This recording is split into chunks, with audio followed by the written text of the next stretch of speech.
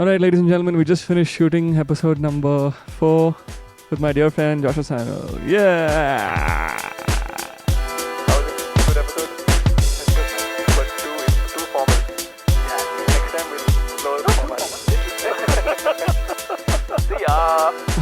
Alright, ladies and gentlemen, welcome to episode number 4. I can't believe I've already recorded 3 of some really close friends of mine, but today is another day, another episode, and I have someone super special, super dear to my heart, someone that's championed me really well, someone that I look up to, someone that one day I can say, my life needs to look like this one day. So he's a man of many talents, gym body back in the day, a stunning musician and vocalist, now a father, very recently a husband, and an ever so inspiring human being in my life.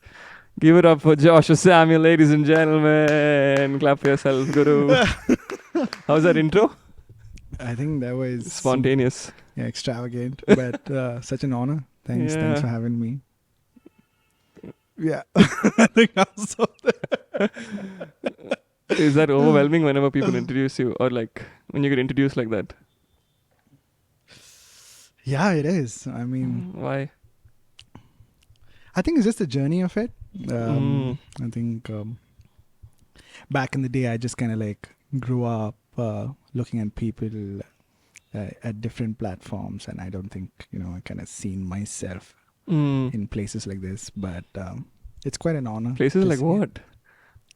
Just wherever I am today, and nice. Be it a small place to share my story, or a big place to share my story, to just see that that here I am.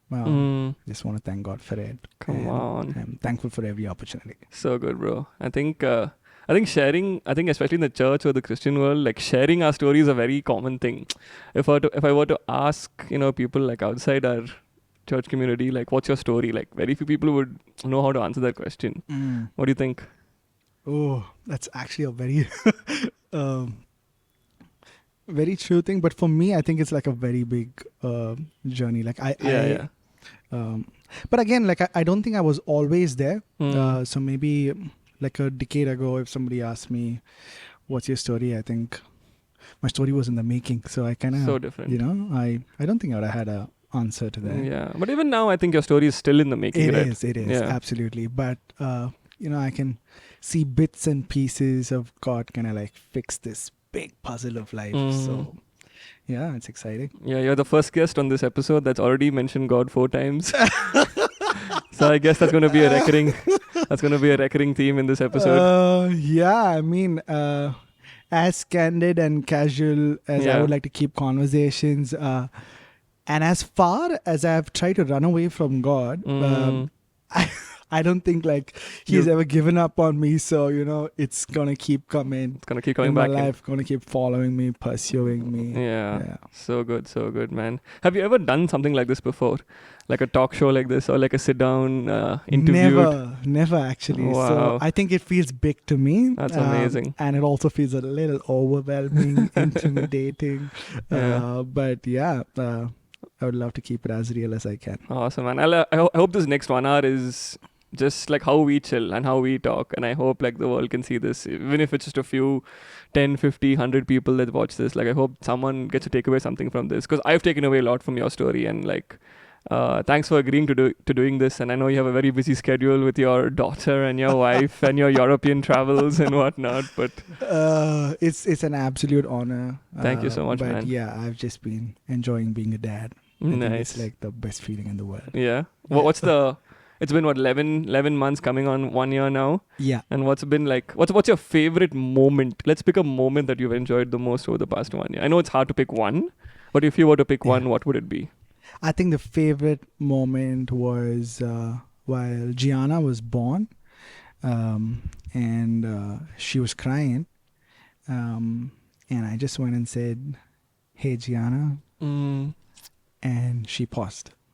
She literally paused. She paused. Stopped crying. Yeah, she stopped crying, and she... This was like in the first 5 minutes of her existence. Exactly. That's yeah. wild. And, it was like a long journey, and I was there throughout with Manny, my wife. Your wife. So I think that was like the most precious moment for me, because it felt like she recognized my voice and kind of like knew me with her own tiny self to whatever extent that is. And that's the reason she was like, that sounded familiar. At least that's what I took away. Took So away it from was that. very precious to me. So good, man. So good. I can't imagine what that must have felt like. Oh. You know, after 9 months of waiting Oh yeah, for a child or a baby, like just to come for like her to come out eventually, and then yeah, to recognize your voice within the first 5 minutes. That's crazy. yeah, man. I don't think words would do justice to that. And just the honor that she gives me to be a dad, and so much more to be a girl dad, which I'm just learning with the fly, whatever that is. But yeah, it's been one of the most exciting journeys. Nice, man. Would you like to just tell our audience what do you do? You know, what do you do? Like career-wise, life-wise, what are the things you do? Because you do many things. Yeah, I mean, I've done a few things. I've taken a break from it now. I've had the experience of a roller coaster ride of starting a small company of my own. In my early days, I was 25, 26. Did that for a couple of years. So I love motorcycles. And we were one of the few players in Bangalore City to be renting out super bikes, exclusively super bikes, especially the sports segment, because I love motorcycles. And I felt like that was for a season of my life. I really enjoyed what I did. Was quite challenging, yet rewarding. Apart from that, I've always liked music, but predominantly worship music. I think my exposure to music is not as vast as yours. I just grew up listening to the Ron Kennelly's and Michael W. Smiths, and then Bethel Hillsong and all these guys, and I love it. Yeah. I love music, love singing, love worshiping. Just have also absolutely been enjoying the journey of being a husband and now a new dad. Yeah, these are all the main things. And I also have a job. Yes. What do you do for a career, my friend? I've been working in the IT world for a long time now. It's been 11 years or so, and still counting. I'm currently managing a web analytics project. That's what I do. I won't get into too much details of it. Why not? Why not? Is it because you think it's not interesting? Yeah, I don't think it would interest our audience so much. That's pretty interesting, because like a lot, like at least the past 3 people that I've had have spoken about their careers and like their journeys to their careers. But you are probably in the opposite spectrum, that's not following their passion and making it a career. Is that so? Is that true? Is that false? I don't know. Or you're content with what you're doing and you don't see as passion and career as the same thing? Well, I've had a fair share of both, to be honest, like I said. So while I was running my own company around renting motorcycles, I loved it. And just a disclaimer, while I was doing that, I was also working. I've kind of like just kept the job because I come from a very simple, humble background. Yeah. So when I started my career, like I needed the job to pay my bills, you know. So it's kind of also a mindset shift that I had to do to start my business whenever I did it. Yeah. It was a big risk. Yeah. And then eventually I had to do a few other things in life. So I took a break from what I was doing. Studied at Bethel for 2 years. So that was the time, you know, I had to like give up on the company and then, you know, come back and think of starting something new. Honestly, I don't think I've given up dreaming about something that I could do that I'm more passionate about. But But that's something that you want to eventually do. Yes, absolutely. Yeah, absolutely. But do you think this new wave of thinking, following my passion, making my passion my career, is like, you think that's like overrated, or you think you fall in that bracket, or you think that's something that you also want to like follow? To be very honest, I love motorcycles, and like I can talk about motorcycles on and on. Wait, so just to make it clear, your passion is motorcycles, motorsports, One of the of your things that I passions. really love was motorcycles, racing, just riding motorcycles, driving cars. And to talk about this thing that people speak about, okay, make your passion your career. Mm. Eventually, I feel when your passion becomes your career, it kind of becomes tedious, especially if you want to grow a brand and you want to make something big. You literally have to come to a place of finding a new passion at that time. So I true. feel like, it's not too bad if you have a 96 job and, we live in a day and age where everyone's like, hey, go start something new, go do something on your own. And absolutely, I would encourage you to do that. And I would want to do that too. But I've also been in the place where you convert your passion into your career, and then it eventually becomes a chore, because after a while, like, the first year, the second year is all right, but then eventually it becomes something that, because you have to do things beyond just the mere enjoyment part of it, and that kind of becomes a chore, and so you'll eventually end up finding a new passion. Someone smart said that always come up with a new passion, and if your passion becomes your career, then find something else. You always need to have a hobby that'll keep you going. Yeah. And how would you differentiate passion and hobby? Like, what's the difference between like, what's your difference at least between passion and hobby? Good question. I think in my simple understanding of it, hobby may be something that you really enjoy doing, but it's not like the first thing on your mind when you wake up. It's not like a constant growing or churning desire in you. But your passion's different. Like, like every time you do it, you feel like you come alive, you're drawn to it. Even at the times when you're not doing it, when you see other people doing it, you're kind of drawn to it. So I would like to put that as passion. Great versus, definition, man. Great hobby. definition. Yeah. Also, what is the one thing that you are constantly thinking about, like waking up to thinking about, and when you see other people do, like, what is that one thing that you resonate with?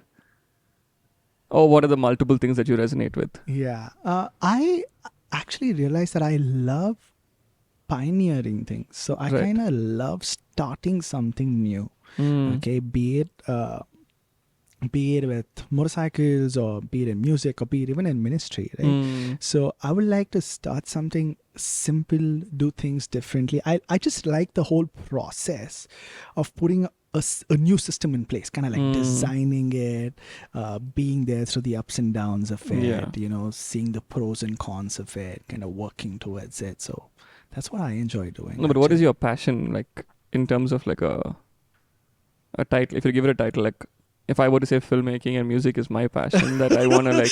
Okay. The reason I think I didn't answer that question directly is because you don't want to. I have quite a few actually. And that's fine. I have quite a few. I really love worship. I think that's my absolute passion. Even without a stage, even if I were to do something small for the rest of my life, it would be worship. Again, that's a very vast topic. Yeah. I love. And by worship, you mean worship music? Yes, okay. I mean worship music. Yeah. I just love playing my piano, singing songs, and because even on my worst days, I've done it even on my best days. It kind of brings me alive, makes me who I am, and I think that's one of the things I really love. Sure. But do you wake up thinking about it? Do you watch other people and get excited while they're doing it and stuff like that? Absolutely. I don't think every single day, to be honest, but there are days that I just wake up. Mostly that's like the first or second thing that I do. I kind of play music, specifically worship music, and there are sometimes it's just playing, and then I'm just like drawn into this sudden moment. I'm like, wow, that's really beautiful. So yeah, nice. And like, do you think you would want to ever make it a career choice in your life, or have you thought about it at least, Uh, or you want nothing to do with it making it a career? You just want to leave it as it is. Honestly, I don't think I've ever thought about music as a career, but I have had the opportunity and, at small levels and different stages to kind of pursue it more than I have been. I think while I was really, really young, I remember one of my friends actually recently sent me a picture of a slam book. I don't know if you know what a Of slam course, book I is. do know what a slam book is, man. That's how old I am, but yeah. That's how old we are, but yeah. So actually, so as a 10-year-old, I had written down that, I want to write songs and I want to, put out songs. But it always meant worship to me, always. Sure. Yeah. Most part of my life. Yeah. Yeah. And it's always been that way. Yeah, and you just put out songs for the world to hear, and like, were you expecting a career out of it? Is the question. Not really. I don't think I've ever thought about it as a career, to be honest. Because you did mention that you grew up listening to Ron Canoli, Michael W. Smith, and stuff like that. Like, was that an aspiration that you ever had? Did you ever want to like be songwriters or pioneers like them? I, to be very honest, thought it was unattainable. It was unattainable. Yeah, I've never even my 10-year or my 12-year-old self has never seen myself or imagined myself to be where I am even today. So I don't think I've ever thought about it as a career, to be honest. It's just been my place of... I just enjoy myself the most, I think. Yeah. I think it's just that. Crazy. Hasn't been a career as such. Mm. Career honestly has been more of just starting something new and trying to come up with something. I think it's just been more of that. Fantastic. You mentioned your 10, 12-year-old self a lot, so I just want to go back to those days because I know you have a crazy story and a crazy like character arc, story arc that's just grown over the years.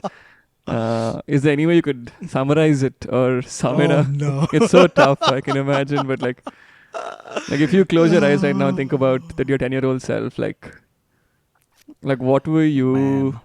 Where were you in that season, or like what was it growing up in the first 10 years? And you grew up in Mysore. You were born and raised in Mysore, in a not in a big city like Bangalore or like a bigger city as compared to Mysore. Like what was that initial 10 years like until you wanted to write in slam books and all that?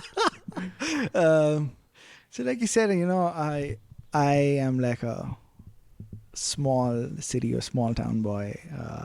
First of all, is that offensive? I don't think so. You don't think so? That's okay. No, if I say a small town. I kind of like, I'm proud of it. Proud of it. That's good. Because I kind of like where I'm from. The underdog story. Yeah. Yeah. Grew with lesser privilege in life. So, yeah, I think my older self, I think I would look at myself as quite insecure, not sure of where I would get in life, quite beaten down with even dreaming because, so many things that I wanted to do and God has helped me accomplish in my life and that I am doing today was told to me that I would never get there, so that was my older self and it's just such a great journey to see where I am today. And like you said, I have a long road ahead of me. But back in the day, that's how life was, it didn't seem like I would get too far from the people in and around my circle, so if you ever dreamt of something beyond what they could think or imagine, it just felt like too much. And I used to be shot down a lot for the way I would think, for my aspirations, and it was hard. But I also feel that I, as that teenager, was insecure about so many things, and I let those things get to me. I had a lot of emotional trauma just the whole teenage cycle. And, one of the things I'm really glad is to the place where I am in today, just how secure I am, and to realize who I am, and just figure out and be happy and content. I think that's been one of my journeys. Yeah. I really don't think I can paint the whole picture of it, because it's like a never ending story. It's just a story of somebody who had very little in life, who was told that they couldn't make it, and I eventually was that guy who took some risks in life, and God rewarded me for it, and He was there with me, and so many things and so many places that I could have never even dreamt of is a reality in my life today. So again, you can feel free to say no to any of the questions that I ask you. You want to pass it on, just say I don't want to answer it, not comfortable, so feel free, okay? But you said you grew up with not much in life.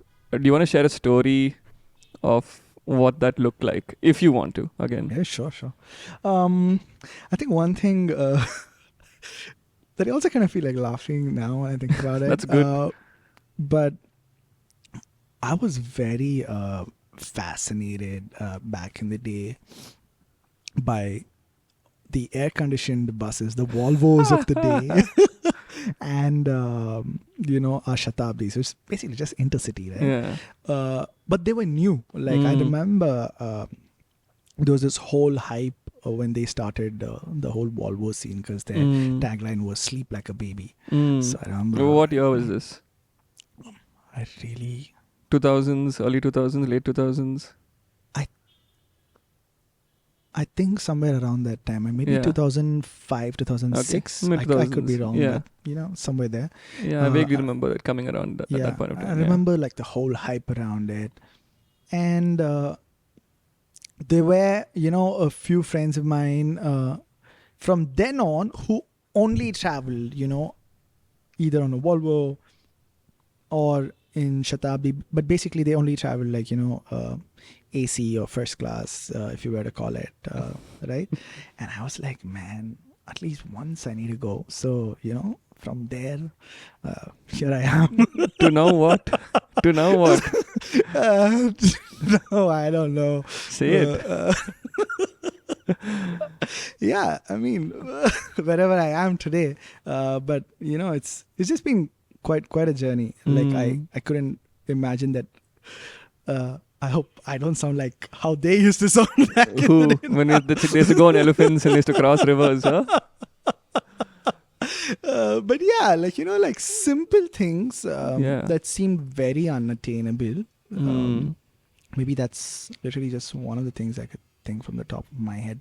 And the next thing is, maybe one more thing that I can think about is branded clothes. Oh my God, I used to be like, okay, all these guys, and I think, I don't know, maybe it was just the school and college I studied in, but I had like, a lot of my friends, they were like, okay, this is what I wear, and it was literally a flex.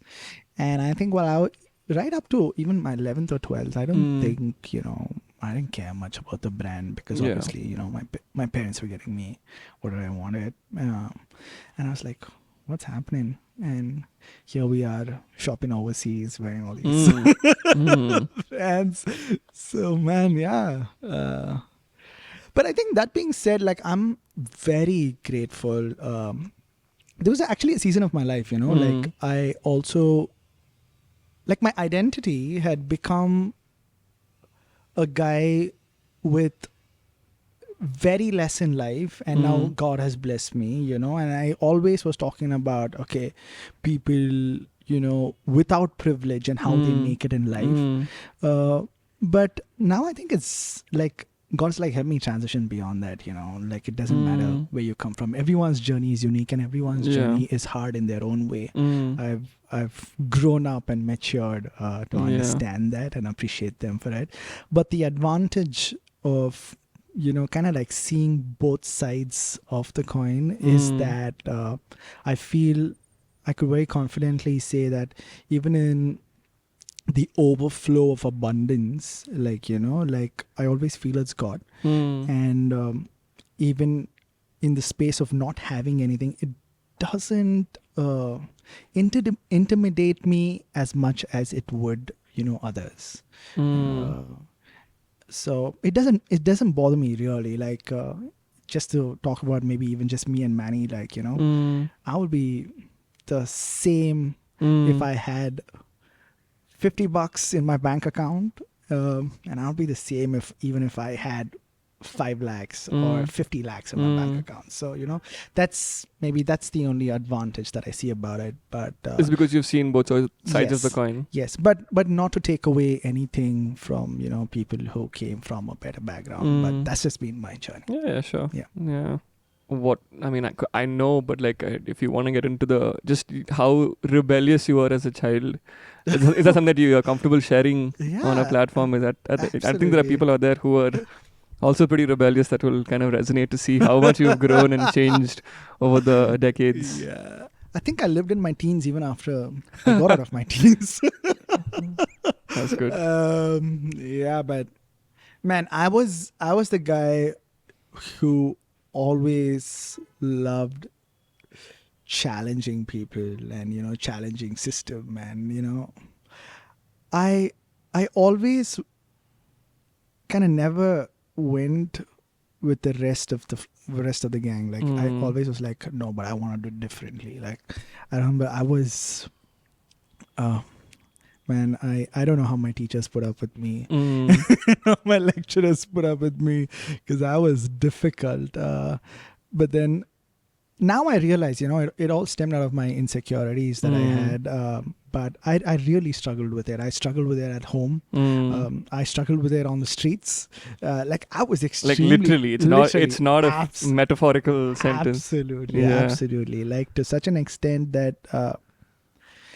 now I try and pick my battles. I had no clue about that phrase when I was younger. Like I would get into trouble far beyond my weight and size, in little terms again, and that was absolutely unnecessary. Yeah. But now I understand half of it was just validating my insecurities and my ego, and I didn't know better. I just didn't know better, and I just thought I was an angry young man.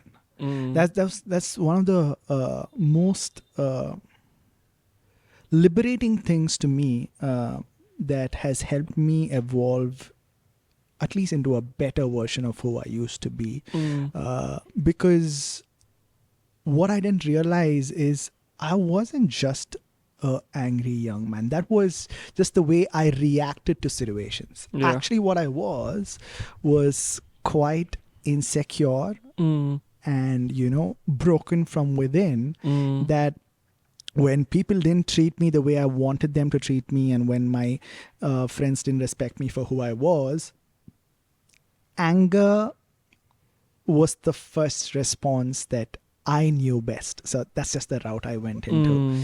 And man, to answer your question about being rebellious, trust me, I've been rebellious at all levels, like from the law to school to college, like everywhere. Well, it started from the law.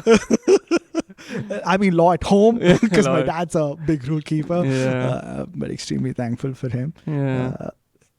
So yeah, I think everywhere, every sphere of life is just been crazy. Yeah. Crazy.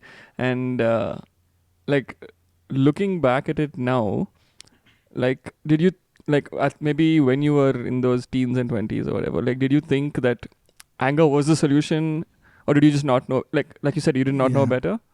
That's true. Actually, like, did you always want to fight for justice for yourself? Exactly. So I think it was that justice drive in me, but like I said, I didn't know better. And in my surroundings, it was like survival of the fittest, right? And survival of the fittest was being portrayed through a very wrong lens. Like it was being portrayed through, beating the other person up, or it was being portrayed through, yelling at the other person or abusing. Like, so the only reason I feel is I didn't know better. I just thought that, okay, if I want him or her to listen to me, I need to be the strongest in the room. I need to be the loudest in the room. I need to, at some levels, I mean, I didn't put the word destructive, but eventually I used to see that the people who led were leading through sheer muscle, power, money, and now, I would not even want to be associated with it. But back in the day, that was the only way you could get your things in life, or that's the only way you could kind of like get ahead of the curve. That's the only way no one would mess with you. They'd be like, okay, fine. Or no one would take you for granted. Like, I think that was the only approach I knew. So did your rebellion start from a place of being the victim first, or being the I want more and I need more control, and that's how I wanna? So I'm gonna like be rebellious, be aggressive, be angry. Yeah, like I said, it started actually from a place of not being understood. Okay. Right, and then Can I ask by who? I would say it honestly started at my home, right? Okay. As simple as maybe my dad not understanding me, my mom not understanding me, and then moved on to my friends not understanding me. And then I realized that, hey, I could like muzzle through all of this if I showed them that they cannot have their way, and I would fight any length and breadth, to kind of win this situation. And because it kind of worked in one or two situations, I just thought, okay, this is the mantra, just go for it, just fight until you get it, and no matter what it is, like I was never intimidated by size, money, whatever it is. It's like I was one of those young kids. I was like, I had nothing to lose. That's true. That was what that was a big motivating factor, I exactly. guess, So I'm like, I have very little. There's not much I can lose. So I'm like, let's go for this. Yeah. I'm like, you want to beat me up? You can do that. You invited people to beat you up a lot of times, didn't you? Actually, I have. Yeah. I think, with the way I behaved and the situations I got into, which is so unnecessary. Was there a lot of movies and videos that you watched that kind of also drove your male bravado up the wall? Be like, yeah, if he can fight, even I can fight. Of course. I mean, I'm not going to name any movie industry, but absolutely. I think that was the other sad part of it, that the macho guy was the one who was beating everyone up. Physically, the most aggressive person. The loudest person in the room. But was that something that you resonated with, or you kind of like latched onto?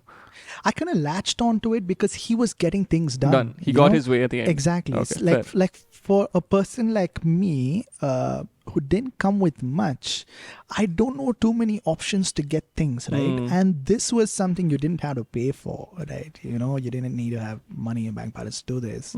So it was just like the easy way out. And very unfortunate, but while I was younger, it was always that the villain roles were more attractive and fascinating than being the hero, at least for all the guys in my friend circle, because they were like, wow, that guy, it's like he could take 10 punches. Like, okay, you could punch someone, but even taking punches was considered quite macho.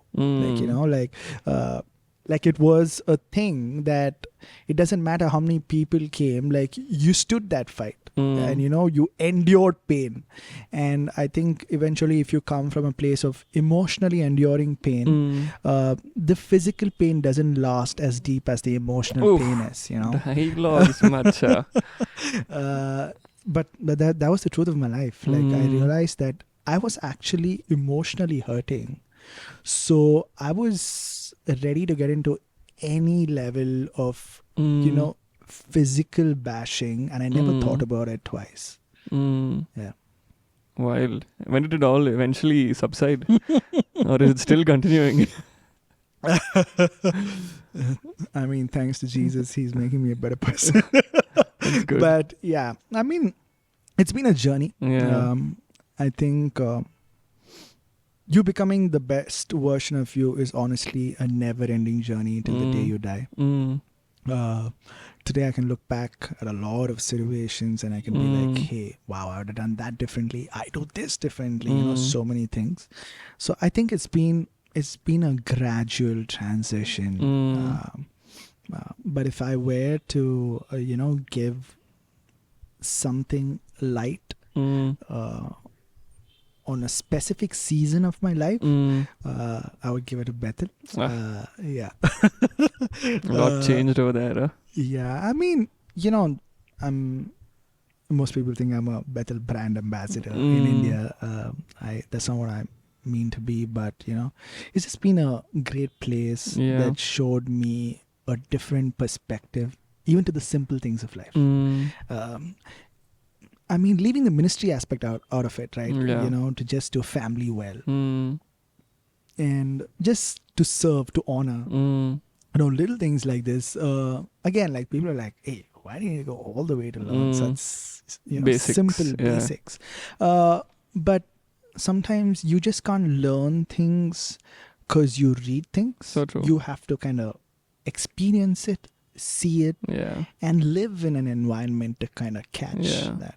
I think they model it really well. Absolutely. Like, they don't just tell us, they also just kind of live it out and do it sometimes 105%, but like, they still like make sure it's done, especially in the school environment and whatnot. I mean, there's no perfect environment. Let's just put it out there. But, they at least do the things that we have really taken from there quite well, to quite a large extent, especially looking at the scale at which they're doing it, right? They have like people from all across the world coming. So, yeah. Crazy. I think that has been like a specific moment of season in my life. Man. So you went from a rebellious teenager, tweens, to starting your own company because you were passionate about motorcycles, which was like, I think one of the either the first thing, or I mean, it's never been done before in India types. I don't know. Is it? I'm sure it has, or I don't know. No, I mean, it's been here for a long time, but very few players, at least in the early days, were... This is about 10 years back, 10, 12 years back? Yes, we're doing it like the legal route. Like most of them just rented whiteboard vehicles, which was not the way to be done. Wait, so what board are you supposed to rent? Black? Like a black board, okay. And you need to have a permit from the RTO commissioner and you need all the approvals in place. So we were one of the few players who were licensed to do it. That's number one. Yeah. And the next thing is we were exclusively targeting a niche audience of just like super bikes, sport bikes. We have very okay. So you were doing rentals for only super bikes and sport bikes. Predominantly. Yeah. Eventually we kind of like, opened up to smaller bikes also. Okay. But we predominantly were like the Z800s, the Triumph Street Triples, and I have no idea what you're saying, but I'm gonna nod. The sweet inline fours. No clue, bro. No clue.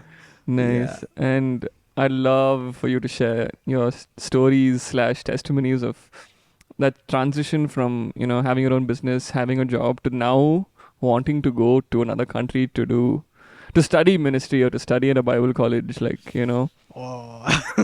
I'd love to just rehash those stories. Oh, man. I don't think I've ever done this on camera. Again, you don't have to go to all the stories, but if there's something that people can just take away from, I think it'll be really nice, because I've benefited a lot from the stories, and I think one of the big reasons why I also have spent the past 9 months in Reading is because of you. It's such a big influence. Honestly, it's the truth, and so inspired by just what you got to experience, and I'm just like, man, I want it. And you've always told me, man, you would love it there. You would experience it. You would thrive in this environment. And so it took me 5 years, whatever, to make that decision. But I don't know. You want to just go over some stories that you can remember that you're willing to share? I mean, okay, where do I start? How did that transition happen from? Yeah, so was it always the desire to do a ministry course or a Bible college? Not at all.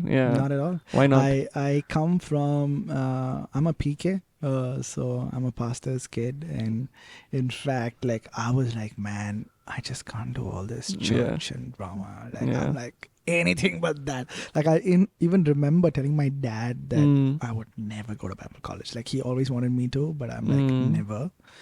But man, God has a sense of humor, and he has his own timing and his ways of doing things. And then just as I journeyed along life while I was doing, and the funny thing is that, right, I was at a space where I was loving what I was doing. My company was doing really well, and we just started, and I was enjoying what I was doing. I also had my job.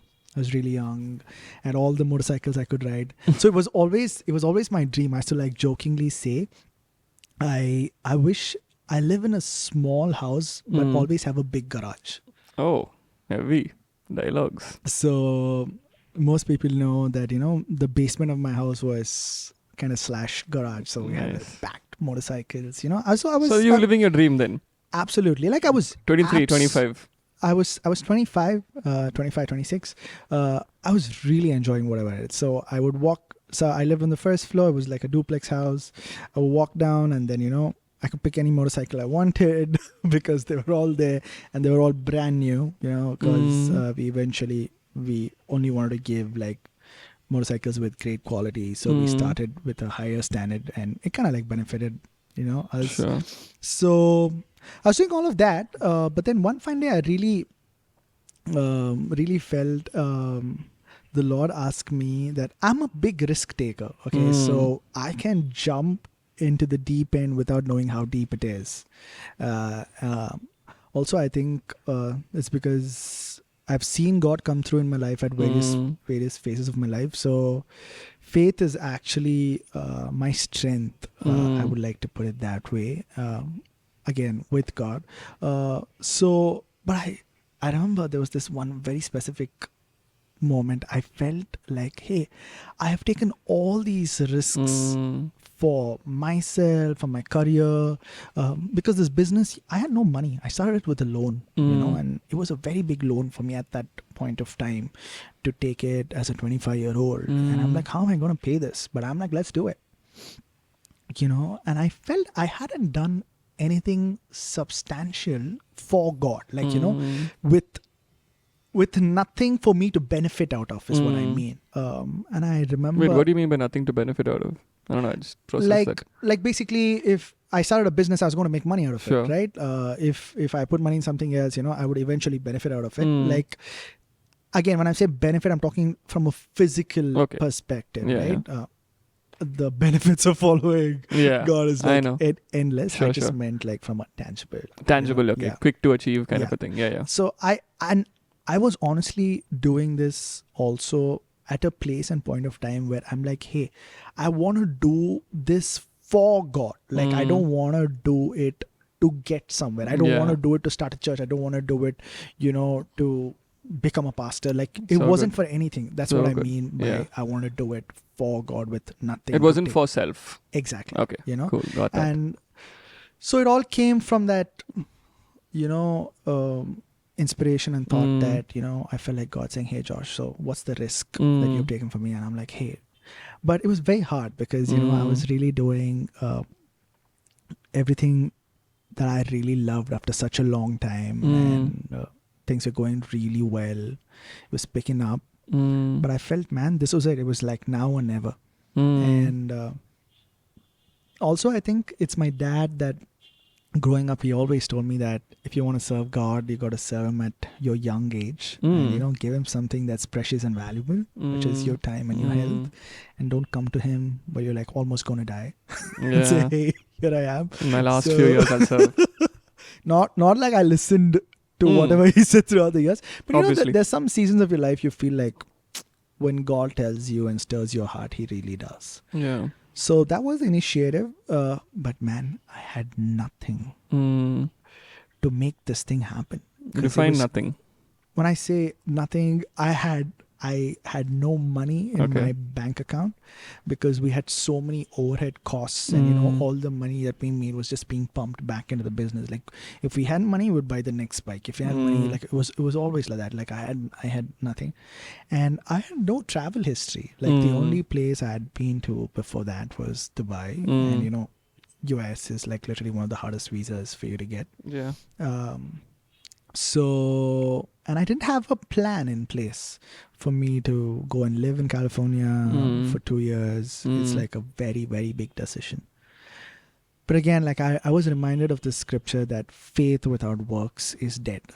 And I think My that favorite. was an absolute catalyst. And I just couldn't sleep. Mm. And talking about how I'm the guy who takes, Big risks. yeah, Yeah. you know, I couldn't rest after I was reminded of that. Mm. And I'm like, God, I want to put this in action.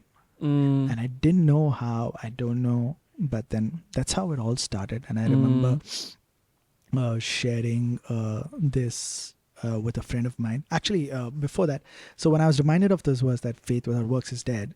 Until then, so the game plan was, I'm going to go and apply for Bethel because I really feel inspired to go here.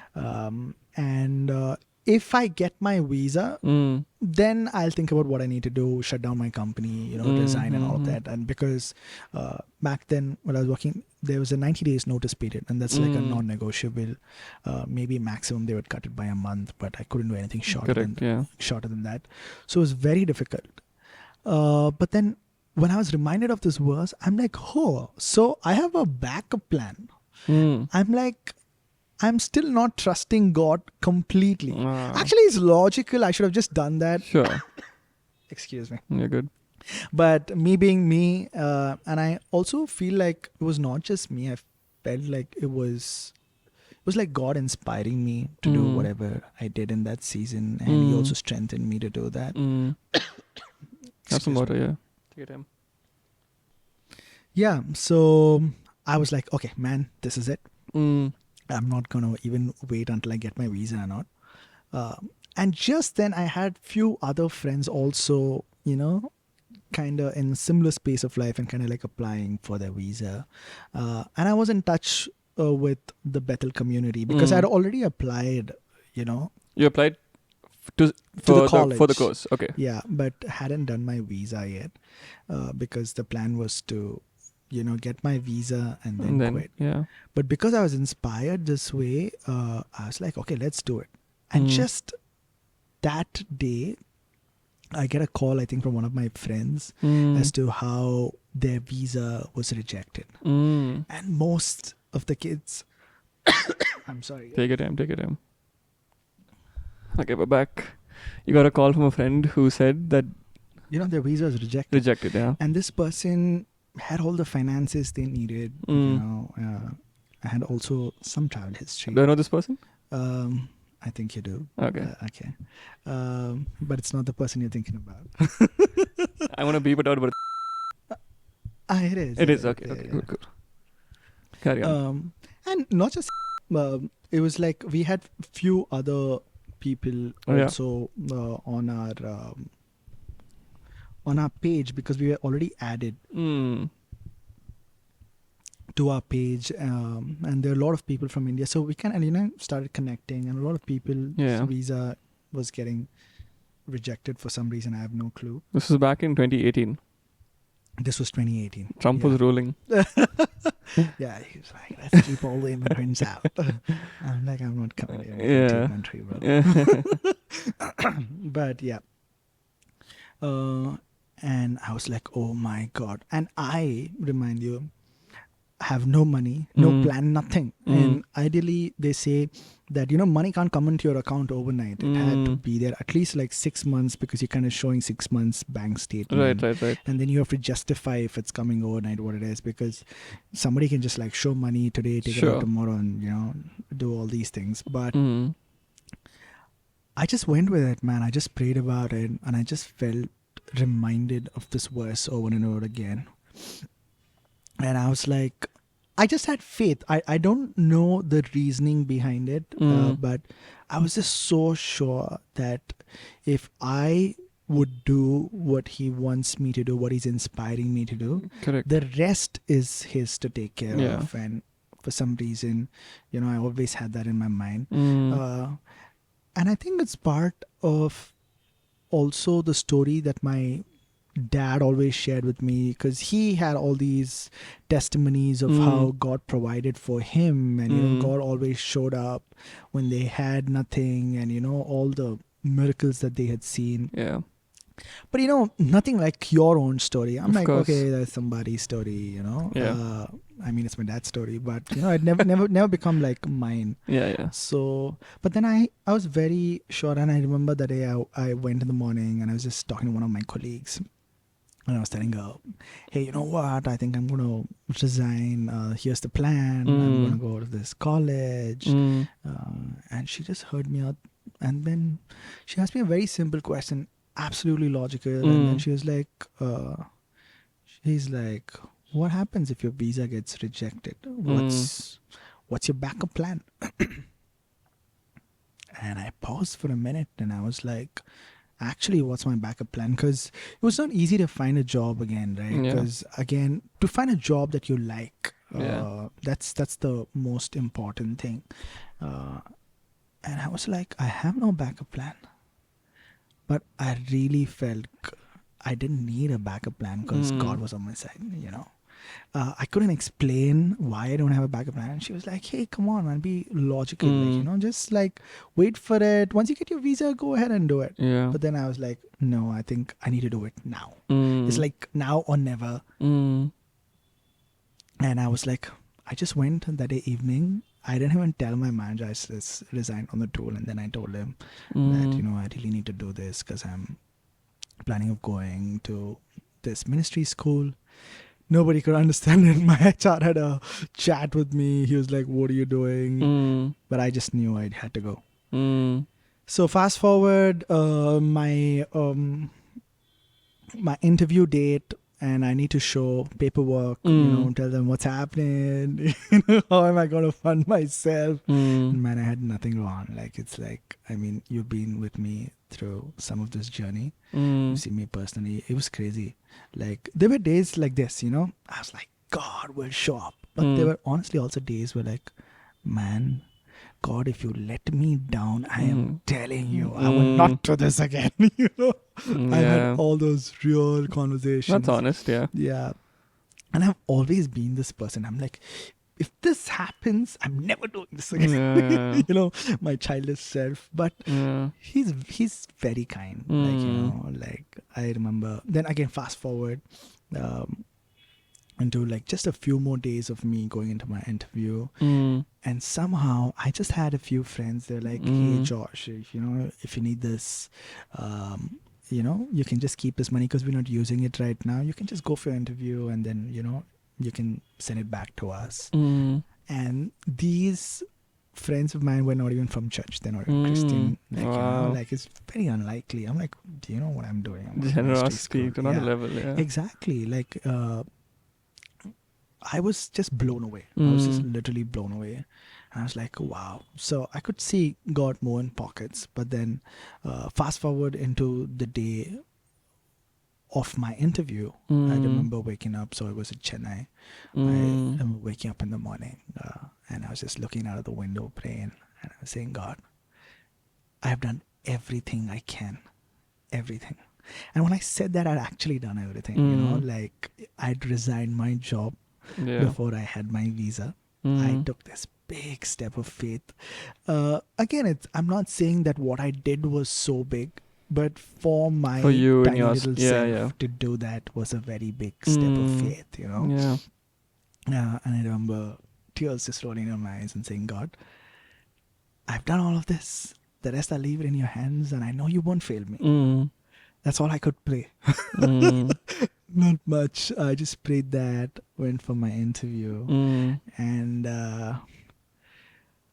I can speak fairly well, but I'm telling you, I fumbled in that interview. Oh, it was really? bad. Like, I was like, what's happening to me? Like, I got some of the numbers wrong. Like, I was like, it was just like very weird. Like, I was very unlike me, but I felt like even that was channeled into a moment of God, eventually making it my testimony. Right? So, and the interview is quick. They just have 3 or 4 minutes and they're going to make their decision. We're going to have this chat. And there's this one moment, actually, I remember, they were like, your name is Joshua, your last name is Samuel. I'm like, yes. And then they were like, oh, did you study in the US? Did you do a master's in the US? I'm like, no, this is my first time. Because apparently they had the same guy with the first name and the last name. So she took my passport and she left the desk and went inside, which is very unlikely. Scary. And man, I was freaking out. And the only thing I did, then I don't know, like these are all like things I feel just like my spirit man did it. Like I just started praying in tongues very, like very spontaneously. And I'm like, God, I am not taking no. Like I don't know what you're going to do, but you have to show up types. That's it, man. I don't know. I'm just like cluelessly praying. She comes back, takes my passport and says, your visa is granted.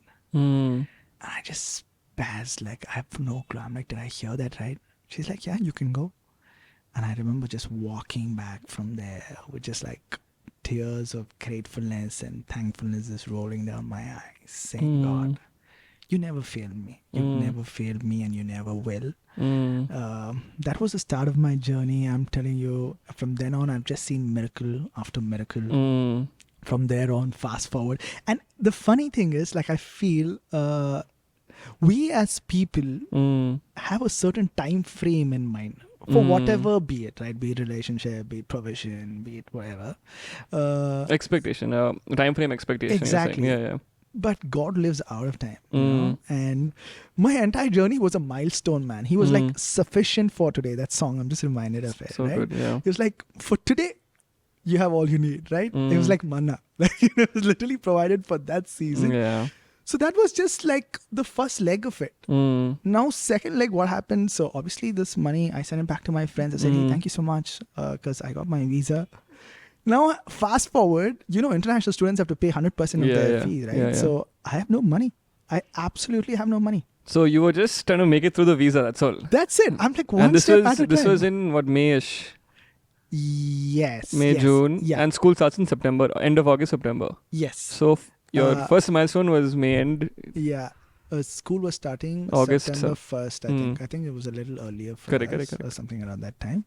So I had no money, man. Me and Sam were thinking about, so everyone's doing fundraising and all those things. And again, guys, nothing against fundraising or anything as such. At a fair share of it, I've done it in maybe a different way. Yeah. But it's just that I wasn't used to it, and it's very like uncomfortable. Very uncomfortable. For Indians, I think it exactly. Can't speak for all Indians, but at least for... I would say if you're not a Bethelite, it's very very uncomfortable. Yeah. I remember Sam. I'm like, bro, I can't even write. Like, can you just write what to do? And we drafted this whole thing, and like n number of ideas. Like our human mind thinks about the various ways we can do it. Right. We thought about a GoFundMe account or whatnot, like so many things that we thought, okay, and put out the whole thing. We drafted the entire thing. I don't know why. Maybe just because God wanted me to see what He can provide, right? I just couldn't post it. So I never posted anything publicly. So you never fundraised publicly? Yeah. Okay. I never fundraised publicly on a platform. Was it on a social media Does it have platform. to do with... Sorry for my lack of English, but does it have to do with your ego? Or did it have to do with your ego, rather? I don't think it had to do with my ego at this point, because if I got help in any way, I would just take it, man, because I wanted to go and I knew God wanted me to. So then why there. didn't you post it publicly? It just didn't sit right with me. Like I couldn't do it. I don't have an explanation. Is it because like the Indian culture is very high on shame and guilt and... Honestly, I don't think it's necessarily that, because at least at that point of time, I wasn't thinking about that. I'm just asking. Sorry. That fair enough. But I just couldn't do it. I just couldn't do it. Also, okay, so it must be that every time my dad shared about his testimonies, he always shared about how God provided for him even without him sharing his need with others. So maybe, in my idea of faith, I was like, God, you already know what I want. So that was the expectation.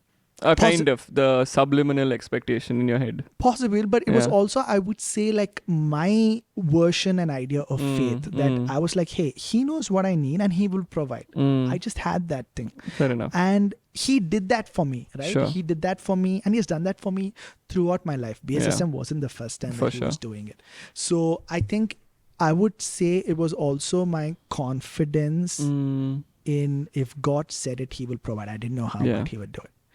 Anyway, so Sam and I did all of that, and then I'm like, bro, I really can't do this, man. Like, I don't know what to do, and I just let it be.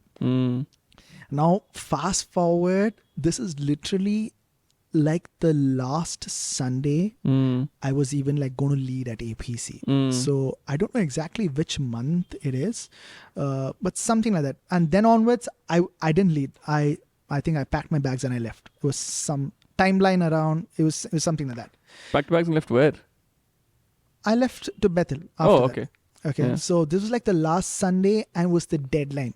Oh, All international you didn't pay? students, I'm yet to get there. Oh, so okay. Sorry. my deadline is in like 2 days. Okay. Okay. And this is that last Sunday I'm leading worship Yeah. at church. I remember this. Blue pant, pink shirt. Yeah. Yes. Yeah. Yeah. There was that. And I still remember me singing Do It Again in my set. And I think I played with you that day. I think you did. Yeah. And I remember there was just so much faith. I was clueless, man.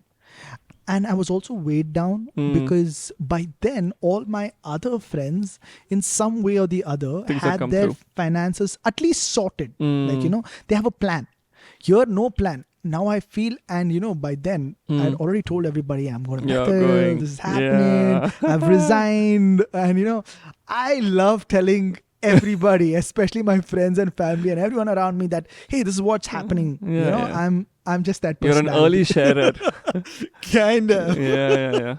Yeah, Manny always tells me that. Yeah. So And I'd she's already- the bang opposite. she's the bang opposite. Wait till the man. last She's minute and then she'll like- share. Yeah, she's gonna Classic. get a curveball on you. Yeah. So it's just like crazy.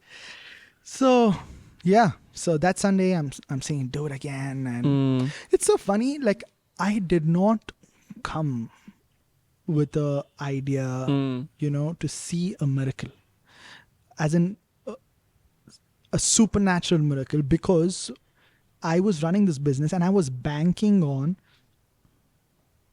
either me selling my company, okay, or at least me selling my stake in the company. So I held around 33% the time, and my partners Sure. had the rest. But for some reason, I wasn't able to get, the right buyer, and, I wasn't able to get even the money from them in time. So it was just not happening, and everything was falling apart. I was like, oh man, I have the money, but I don't have it. Like, I have it on paper, but I don't have it like in my bank account, and now I need to pay. But anyways, I just sang, this song, and I really felt something shift. And being pastor, I think that was like my last Sunday, because Yeah. I've been serving at that church for a very long time, which is still currently my church. But I remember him praying specifically. He said, I release angels to provide him with whatever he needs. Like, he made that statement Specifically to you? specifically to me. So Okay. what happened is, he called me on stage. Okay. I was not prepared for this either. So he was Right. like, you just want to share a few words before you go. Oh, So I shared the brief part about what I just shared now, Right. about my visa journey. And then he prays for me, and then he makes this statement, I release angels right now, to release whatever provision Yeah. he needs.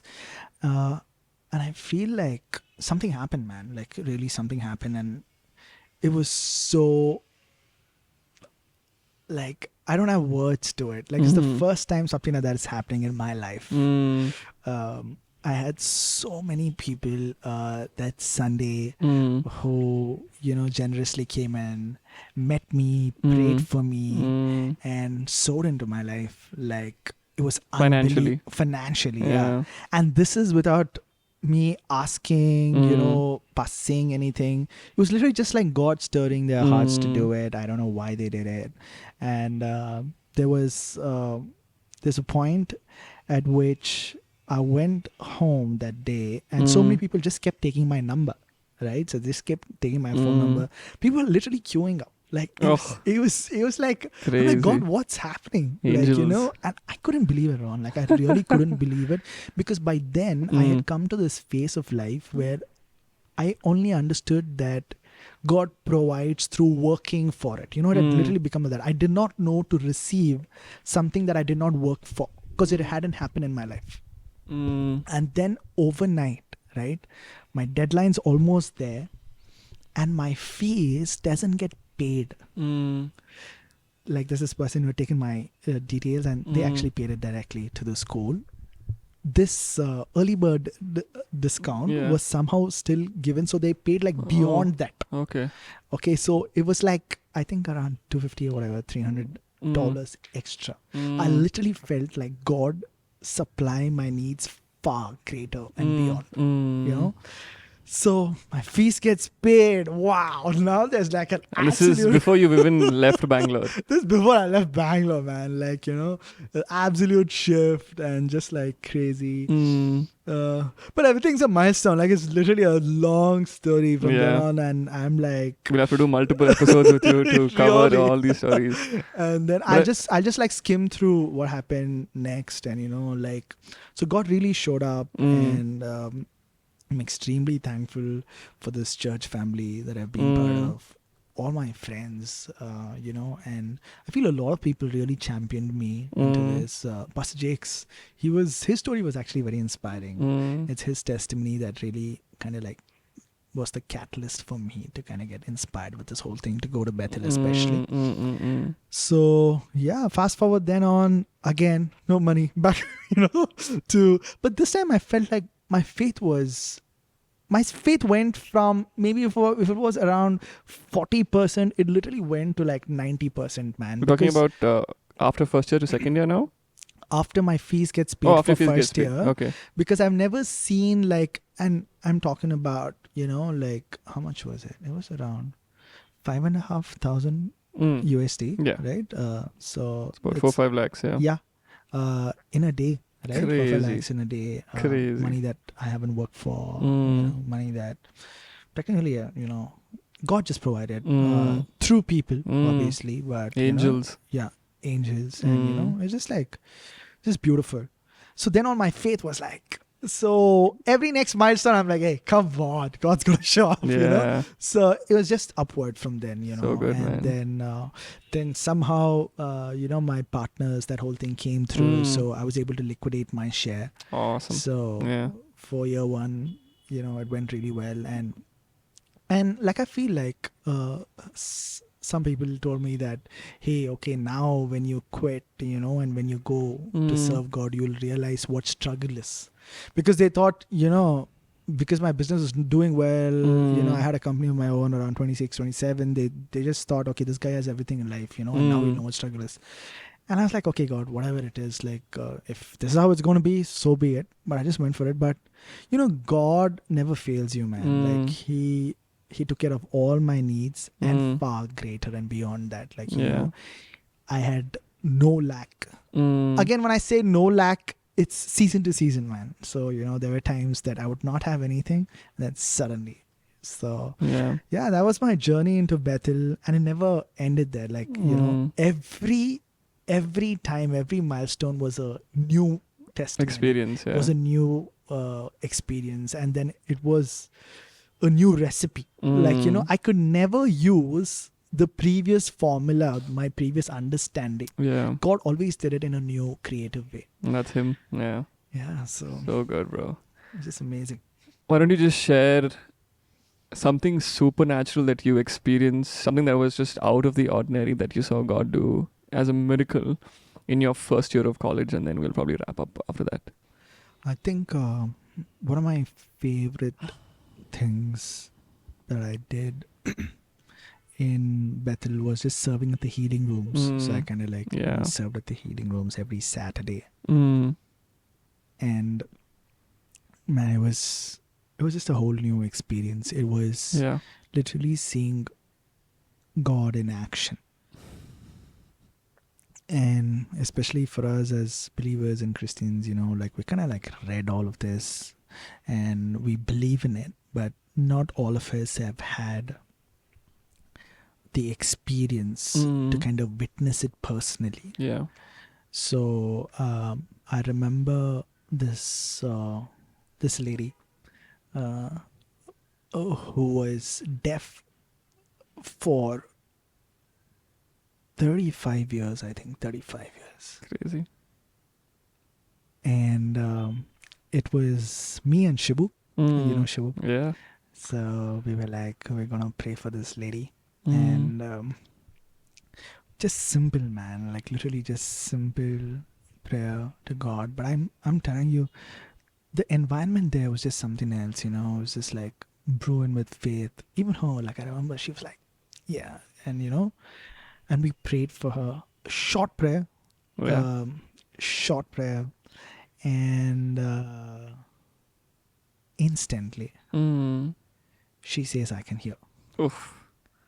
I am like, you are kidding me. I'm like, I sound like Doubting Thomas, but Yeah. I'm like, it was like the wildest in person miracle of a physical healing that I have Yeah. seen, Yeah. witnessed, or experienced, right? It's too crazy. Like, I don't know how many people are going to throw me for it, but it's the No, it's fine. absolute It's truth. the truth. It's the Yeah. absolute truth. Like, I couldn't believe it. So I take her. Shibu's right there, like, and I'm like, no, you come with me. So I thought maybe, you know, like she's overwhelmed because of the noise. So I take her out of that room into the corridor. Okay, I take her out in the corridor, and I'm like, it's just me, her, Shibu, right? I send her like at least like a good 100 meters away, Oh, okay. and This is in the front corridor or the side? yes, the front corridor, but it's like behind on the left side that goes to the school, like right behind the school. Okay. yeah, where it goes to the kitchen. And Yeah. So I just sent her back there, and I tried talking to her, and she's like, I can hear. And I'm telling you, I was so overwhelmed. I couldn't believe it. I'm like, God. And I think it wasn't that I couldn't believe that God could do these miracles, but it was about God using simple people like us, Like me and to you. do Yeah. this. You know, I think that is what it was. And I feel that and many more, man. Just like so many more. so many. But why did you choose? Why did you choose that story to share? Why was that? Is that the first story that comes to your mind all the time?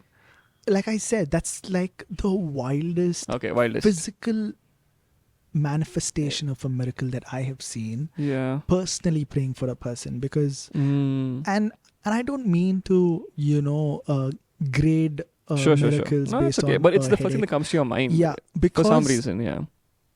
because I was like flabbergasted. Like I was like, wow. I'm like, what is she saying? Because she's like 35 years, man. It's a long time. Fully deaf. She wasn't fully deaf. It was Yeah. just 1 year Okay. that she couldn't hear. And she was like, so I made her like, you know, put her finger in the other ear. I mean, that's the best I could do. Yeah. And we also encourage them to go back and get a medical double test checked. Yeah. Sure. done post that. But at that moment, you know, and she wasn't like me. Like I was doing all of this, but she was like jumping. She was Yeah. overjoyed. can She's imagine. like, you know. So I think that was like, wow. moment. Crazy, man. It's so funny that you shared that story, because if anyone was to ask me what like my story that I would want to share from first year would also be a story of physical healing in the year. Wow. Coincidentally enough, I don't know if I've shared this with you in detail, but it was at the Randy Clark conference, and we got to like pray for people, you know, and stuff like that. And so one of my friends, Samantha, took me and we went to the front row, and I was standing just underneath Randy Clark, and he said, okay, fine, and come, we have our prayer warriors going to pray for you. And this man came up to me once, and then this lady came up to me and she's like, I want you to pray for me. And I said, oh, I would love to pray for you. And she said, I don't know why, but I felt very drawn towards you. And I said, oh, how come? And she's like, I don't know. And then I said, okay, what's your name? She said, Susan. I said, wait, my mom's name is Susan. She's like, I guess that's why I was supposed to come up to you.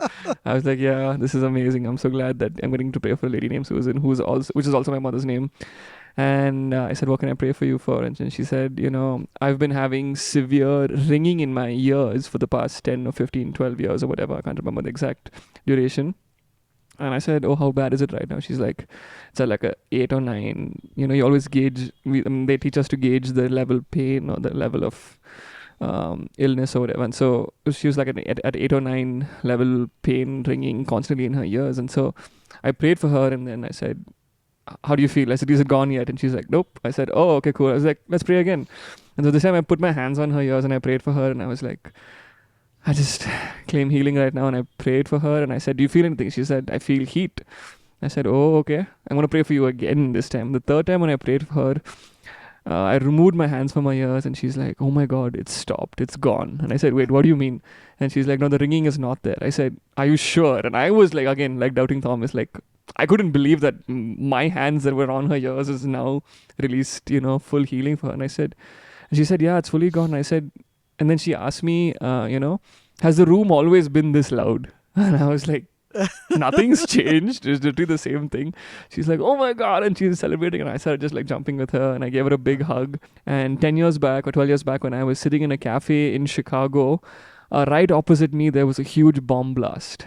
There was a bomb blast that took place. And ever since then, that trauma and that ringing in my ears has been in my ears. And I just began like tearing up and crying. I'm like, man, this woman has been through a bomb blast and has been suffering with this trauma of ringing in her ears for this long, and now it's gone. And so I just celebrated with her, and I probably I'll never forget that story for some reason. Also because, her name was the same as my mom's name, so it was like really like special to me for some reason. So something about a person getting back their hearing is just, wow, really, it stands out. It's amazing. Yeah. I think that's the thing, that God just needs available people. Yeah, so true. And He can use anybody, but He's just waiting to use us.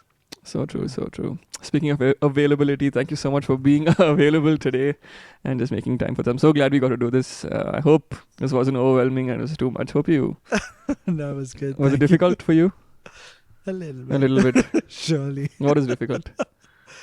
It's new. It's new, it's fresh. Yeah. Maybe second time you'll be a little bit... Maybe. You'll be better.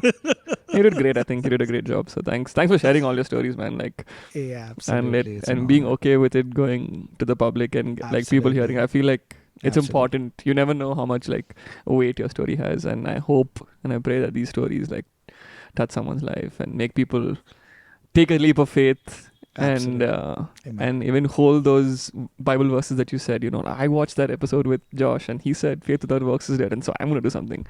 And I just hope to see something like that happen from this episode. So absolutely, man. Thanks for having me. Of course. Honor. Yeah. I think to end on a sweet note, anything to share from a memory that we've shared together that sticks out for you? Actually, first year in BSSM, is when we spoke the most. It's so funny that, we were in two different countries, but we kind of spoke the most during that season. And there was just something about every time I spoke to you, I just felt that, though I was here at Bethel and BSSM, like I felt like you were on your own journey with God. So I always felt drawn to every conversation I had, and I always felt like you were having your own journey with Him. So I still love, having even a simple chat with you, or whatever it was in regards to. But I think something that really stood out to me was your heart, right, in obeying God. Like I've always seen that. In little ways. Thanks, man. But I've always seen that. And I still remember that day when you were like, hey, no, Josh, I really feel like I need to do this. Yeah. And I was like, man, like, I really honor people who can follow what God is telling them during that time and season, And it's not easy. It's not easy to follow God. It's because most of the time it's literally counterintuitive, right? And doesn't make too much practical sense. Many times at that moment doesn't seem to benefit you much. You seem to be losing a lot more than gaining. But to all those people who follow God without, doubting and without questioning, I think the reward is always great. Yeah. And I think that one has been a great journey, and here you are. Yeah, we are. So many stories, so many years BSSM. later. Yeah, it's and, wild. yeah. Yeah, I think one of the big reasons why I started this is because I remember, like in this past year, I think Bill really motivated me to do something like this, and also just getting the opportunity to like shoot with Chuck and whatnot. Like I was like, dang, like this was my concept and idea, and I want to do this with my friends and with people that I love as well. And Bill said, many times we often find ourselves in a situation where we can't, we say we can't hear God or we can't see God moving in our lives, but we can we can choose to remember what has already happened and stand from that place. And so for me, he said, just go back to those memorial stones, go back to those moments, to those memories where God showed up, and you can always like give praise from there. You can always be grateful from there. You can always, honor him from there. And for me, I was like, man, there's no other better way that I can do this than having tangible pieces of evidence like footage and talk shows and like documentation like this, where we have the ability to go back and be like, man, God showed up for me 6 years back in this situation. I might not have this situation now in 2024, but I can sit back and I can just stop, think about 2018 and see how he came through, and I know he's going to come through again today. Wow. So this is one of the big reasons why I was like, man, I need to sit and have like conversations with my friends and like just like go over stories that hold or have held so much value in their lives, so that if ever in the future there comes a situation where we're like struggling or there isn't enough face for the situation, I'm just like, man, here's the link. Here's 25th minute, 45th second.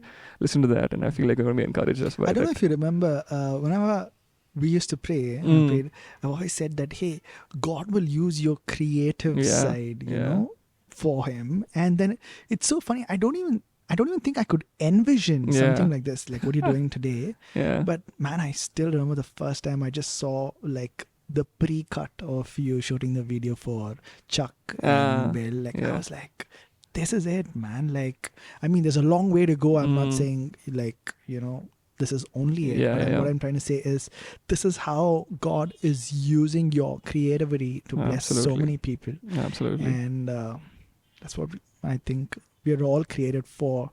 Yeah. To show our unique skills and, to use our day in and day out life skills for his glory. Yeah. And you're such a great example. Oh, thanks, man. Thanks. I can't remember who. I think it was Lou Engle or Bill or Chris. I can't remember who shared this, but so many times we often say like, we're writing our own stories, but if we actually look at eternity, we're just caught up in the middle of God's story. And so Absolutely. I think that's again another perspective shift that I've had over this year, that I'm just like, I'm sharing my story, yes, but it's still just a tiny speck in the story of eternity. And I feel like it's so important to God that I want to share it. And I know how powerful, because I've benefited from stories like this, your story for example, and YouTube videos like this, and Instagram stories and small clips. So I know we live in a social media world where sometimes we need to disengage from it, but I feel like sometimes even like stuff like this, the creative outlet can bless, like, because it's relatable, it's tangible, and like different people connect and relate to different people. So I'm sure your story is going to inspire a lot of people. Come on, man. I'm so excited. I think in the next few episodes I'm going to have your wife, which I'm so excited about, to talk to her about just her life, her journey, and she has some amazing stories as well. I think that'll be a more fun podcast, guys. And then also your brother, when I get back, which is going to be another hectic episode. I'm looking forward to that as well. And for some reason, I don't know why, I want to say this in faith, but I also want to get your father one day. Oh, get ready, guys. Get ready, ladies and gentlemen. But I don't know, while you were talking and sharing about him, I was like, man, it'll be nice to have him on this couch also one day. And he's a visionary, guys. yes, it's going to be great. So, yeah. Thanks, man. Thanks for doing this. Thanks, bro. Thank you so much. There's so much more to like just share and talk about, and just like it's going to come. It'll be gold one day, I promise you that. And I'm excited. Thank you. Thank you so much. Awesome. Guys, thank you so much for tuning in, for listening, for watching till the end. I've been just grateful to spend this past hour and a half with him, just talking about these amazing stories, and I hope you're also blessed, encouraged by it. Just remember, faith without works is dead, and go take a risk. Be a big risk taker like my friend over here. go wild, do something crazy, and I'll see you on another episode of the front row. See you guys next time. Bye. Toodaloo.